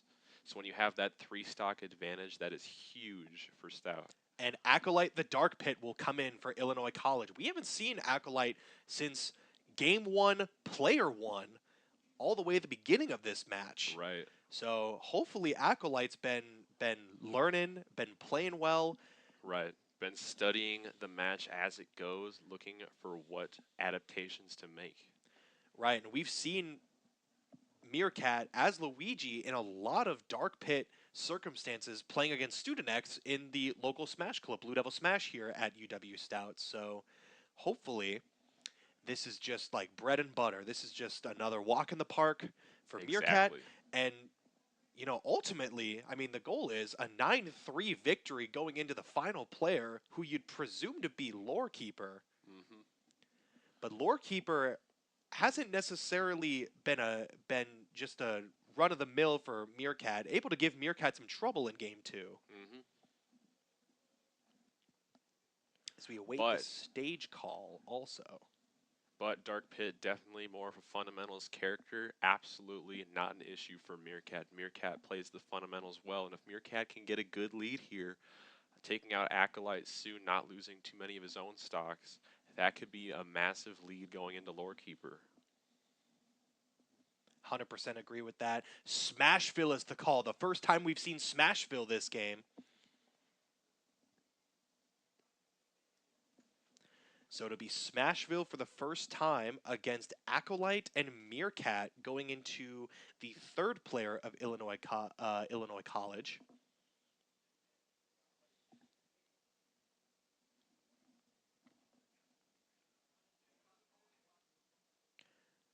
So let's see what's able to happen here, as this is it's been a long time since we've seen Acolyte in the game, all the way since the beginning of game 1.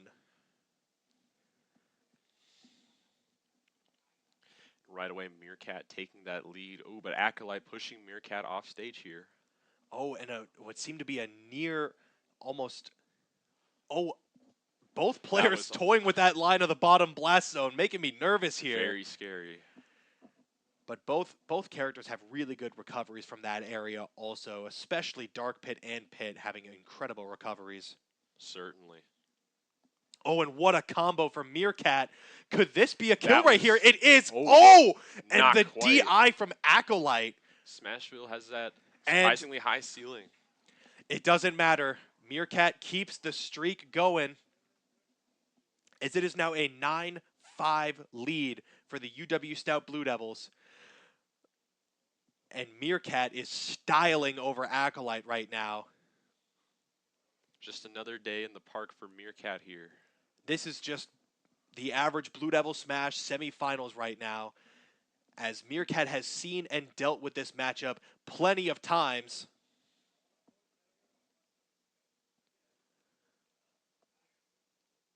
Charging up the side B, not able to get that to be hit on Acolyte.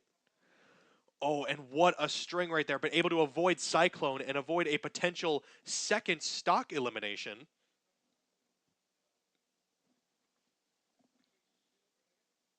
Orbiter's coming out for Dark Pit now. And that's it. The second stock of Acolyte down. None taken from Meerkat. And like we were saying before this match came up, a 9-3 lead going into the final player of Illinois College for what is presumed to be Lorekeeper. It could be Kitsune, the Pyramithra player, is exactly what Stout wants. And under the stage, able to recover. Wow. And yes, Acolyte is able to recover in a pivotal moment right now. Need to get some stocks taken off of Meerkat for Illinois College.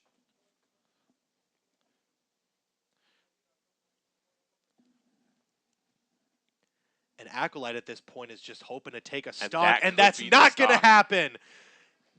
Wow. And I called that shot right before the game. A 9-3 lead for the UW-Stout Blue Devils going into what is the match point for the Blue Devils. Meerkat versus either Kitsune, Lorekeeper, or a secret weapon from Illinois College we haven't seen yet so far. Absolutely, but even if they send in Lorekeeper, Meerkat is playing hot. I didn't even have enough time to talk about how smart that up smash was on that second stock because Meerkat just kept going. And no time wasted. It is Lorekeeper, the Mewtwo. So Lorekeeper now has to go through Meerkat, Student X, and Flying Boy to take this. A pretty sizable hole to come out of. An absolute gauntlet and a difficult one to go through with a character. But not impossible. Lorekeeper has beaten 2 of those 3, has not beaten Meerkat yet, I don't believe, if my memory serves me correct. And the stage call is Battlefield.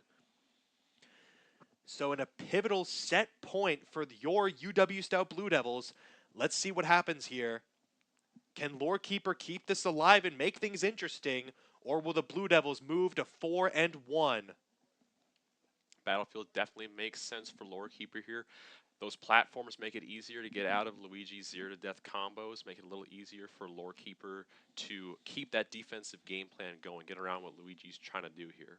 Ooh. And what is a pivotal first stock taken from Lorekeeper right now, as it is now an 8-3. Chip away at that lead as much as possible, Illinois College, to try to just keep yourselves in the game in a pivotal game 3. Meerkat using that down B in the corner there, just like, hang on, I need a second. I need to figure out what's happening. And what a string from Meerkat to bring Lorekeeper up to 88% right now. And this is exactly the type of stuff you see. A back and forth heavyweight bow between 2 powerhouse schools in this Smash Bros. Esports conference. It is a 1-1 game right now. 2 stocks for Meerkat, 3 for Lorekeeper, and now make it 1 for Meerkat as the stock score is 7-3. Lorekeeper still on all 3 stocks, needing to take this last one to keep going.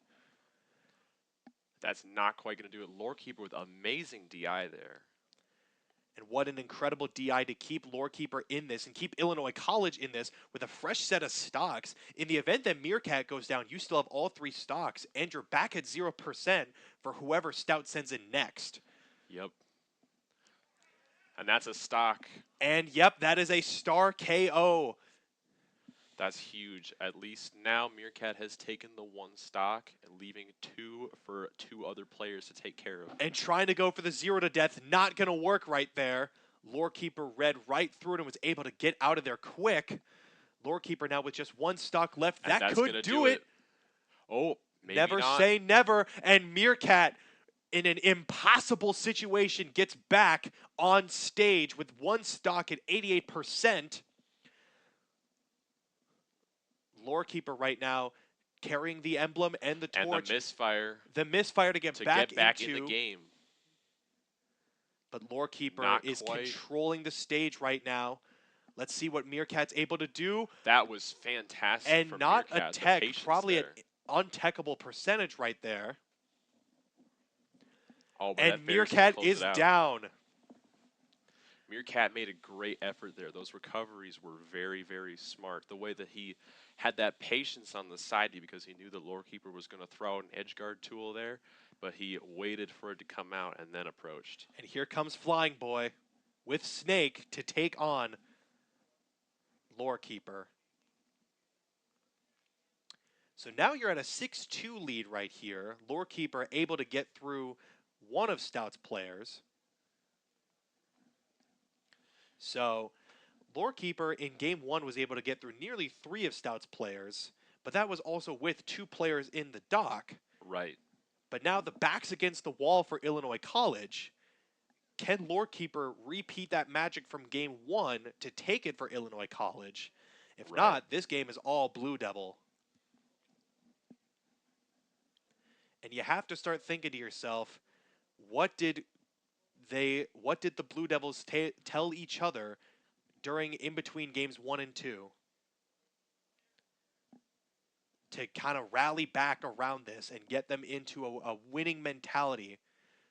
I believe Final Destination is the stage call, if I can see that correctly on our screen That right might here. be Kalos. Or Kalos. Very interesting. Snake likes to kill off the top, but maybe We will see momentarily what the stage was. Was not able to quite see it from our vantage point. And it is Kalos. The first time we've seen Kalos this game. Snake does like to kill off the top, so maybe this is more to shut down what Mewtwo can do than to enable what Snake can do.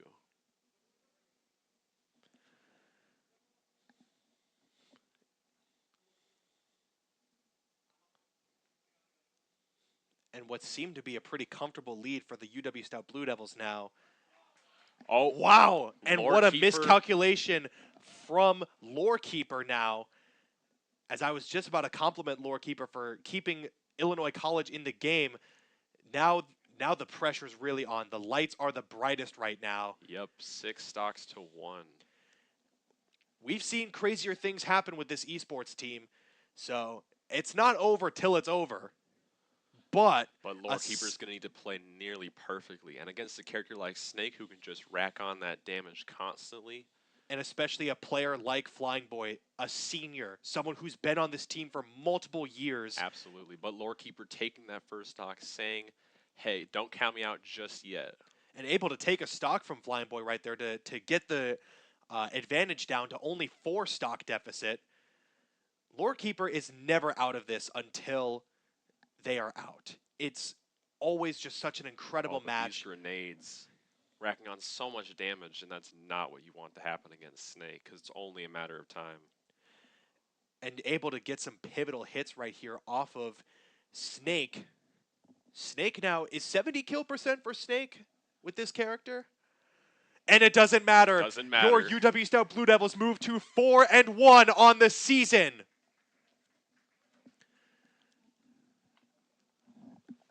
It really wasn't over until that moment right there. Absolutely. I think that SD from Lorekeeper is what did it. I think Lorekeeper 100%. maybe could have taken out Flying Boy with a little more patience, a little more plays, but that SD just, I think, sealed the deal a little too soon. You have to think, what a sigh of relief from that SD. An unfortunate circumstance for Lorekeeper, who was playing out of their mind today. Absolutely. But unfortunately, mistakes do cost games, and that was a pivotal mistake that gave the Blue Devils the 2-1 victory and send them to 4-1. As we gear up for a post-game interview with Sam Studnex, the junior from Inver Grove Heights, Minnesota, our producers are telling us, so we'll see him momentarily and get a chance to talk to him. What a game. What a game. If you had to crown an MVP, it has to be Meerkat, right? I would say so. Meerkat played absolutely phenomenally in that game 3. Yeah, I believe we are almost ready to go. And yep, we are. Let's send it to Sam Studnex for our post-game interview with your UW-Stout Blue Devils. Alrighty, folks, we are on the floor here tonight with Chase Meerkat, our Luigi player from tonight's matchup. We had a nice 2-1 win. Tell me about some of the nerves, some of the excitement about that matchup. Some of that match, we came in clutch in that second match with Sam going in with that last hit. It was, I was getting antsy on that last one, but at least we brought it all out. What do you think were some of the keys to coming back after that first match? What did you learn and what did you guys implement moving into match 2 and 3? We implemented different character choices or different player orientations for each game that we played. Just counterpicking them, trying to figure out their weaknesses and how to exploit them. Right on. Well, you had an incredible game tonight. Congratulations and thank you to everyone who tuned in tonight.